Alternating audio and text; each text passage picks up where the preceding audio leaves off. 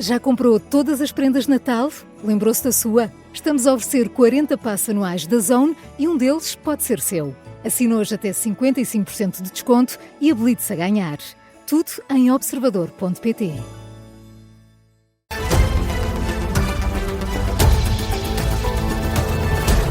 Vanessa Cruz, o caso Spinum Viva a dominar as atenções nesta tarde de quarta-feira, 17 de dezembro.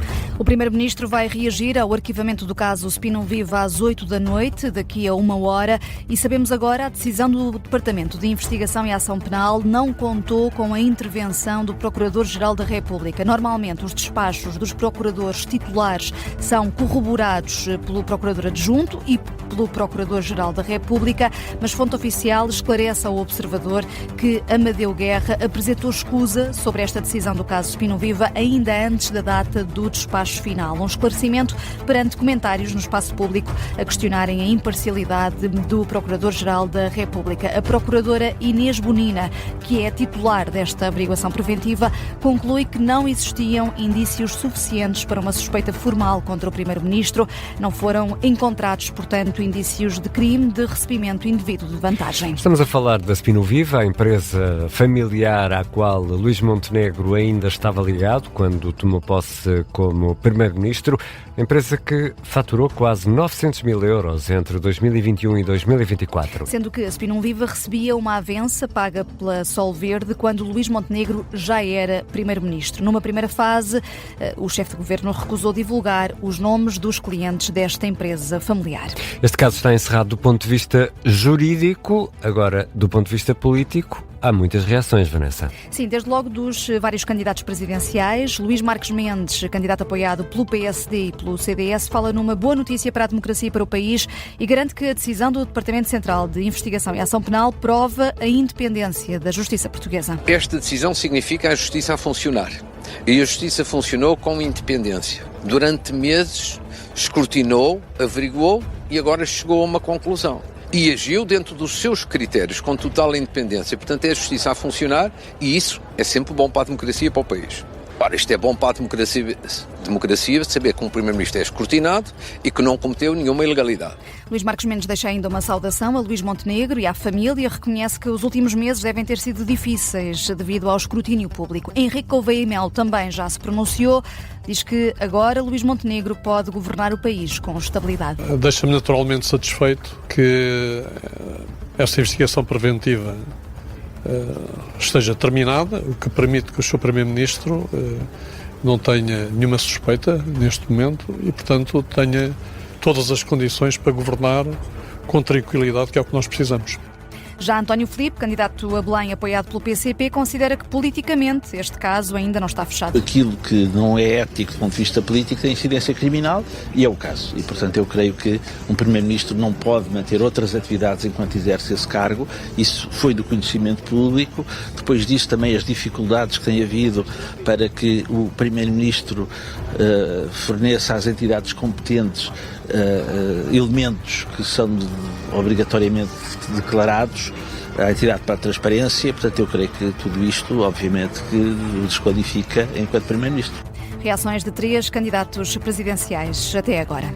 Importa também ouvir o que disseram os partidos com assento parlamentar sobre esta notícia do arquivamento da averiguação preventiva contra o Primeiro-Ministro. Vamos em direto até à Assembleia da República. Miguel Viterbo Dias, reações da Iniciativa Liberal, Livre e PSD, o partido do Governo e de Luís Montenegro.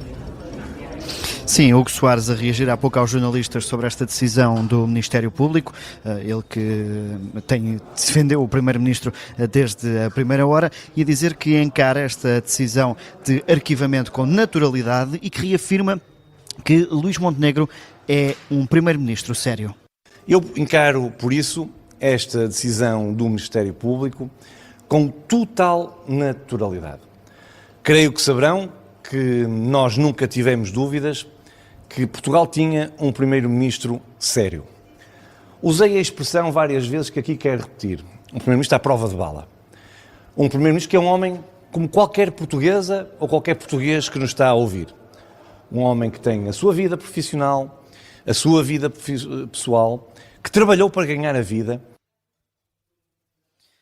Hugo Soares, nesta reação aos jornalistas, que aproveitou depois para contra-atacar e questionar quais as intenções daqueles que denunciaram este caso da Spinum Viva junto das autoridades. É bom lembrar que esta circunstância só acontece porque houve pessoas, algumas são públicas, conhecem-se, que admitiram que fizeram denúncias anónimas para o Ministério Público. Aliás, no caso não são anónimas, algumas delas até assinaram. Eu acho que é a altura de o país também se perguntar que sentido, que responsabilidade têm essas pessoas. Hugo Soares a deixar este recado e esta farpa aos comentadores também. Hugo Soares que deu também conta de que a autoridade política do governo foi reforçada nas urnas, nada tem a ver com decisões judiciais.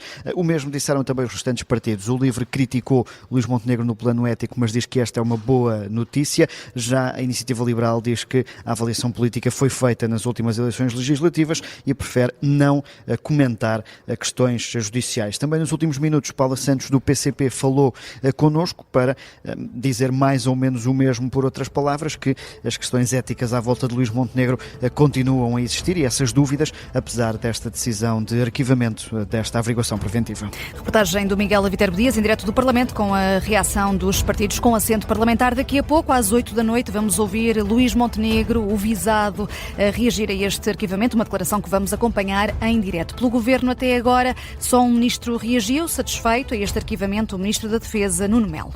Entretanto, para além do TSIAP em Portugal, também a Procuradoria Europeia arquivou a denúncia que tinha recebido contra a Spinum Viva. Uma denúncia que foi feita pela eurodeputada socialista Ana Gomes. A decisão da Procuradoria Europeia é do dia 27 de novembro, mas só agora é notícia.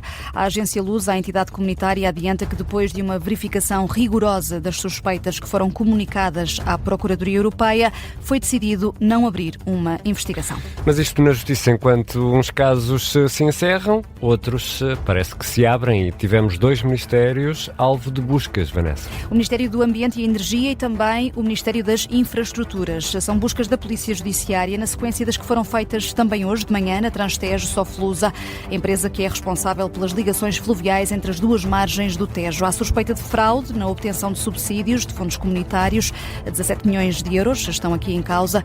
Investigação relacionada com um concurso público internacional que foi lançado ainda em 2020 para o fornecimento de navios elétricos e baterias. Depois das buscas de manhã na Transtejo Soflusa, também na parte da tarde, a Secretaria de Estado da Mobilidade, que pertence ao Ministério das Infraestruturas, foi alvo de buscas, tal como o Ministério do Ambiente e Energia.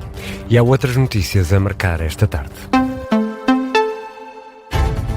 O Estado vai aumentar o subsídio de refeição em 15 cêntimos por dia a partir do próximo ano à função pública, o que adianta o Sindicato dos Quadros Técnicos do Estado depois de uma reunião com o Governo. O valor está atualmente nos 6 euros, passa para 6,15 euros em janeiro.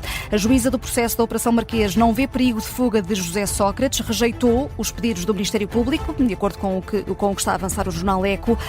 O Ministério Público acusava José Sócrates de violar o termo de identidade e residência com viagens recentes que fez para Abu Dhabi. Ora, a juíza da Operação Marquês sublinha que foi o próprio arguido que anunciou publicamente a viagem ao estrangeiro e que regressou de forma voluntária a Portugal. Garante também que José Sócrates se manteve sempre contactável. Vanessa Cruz vai regressar às 7h30 para atualizar as notícias.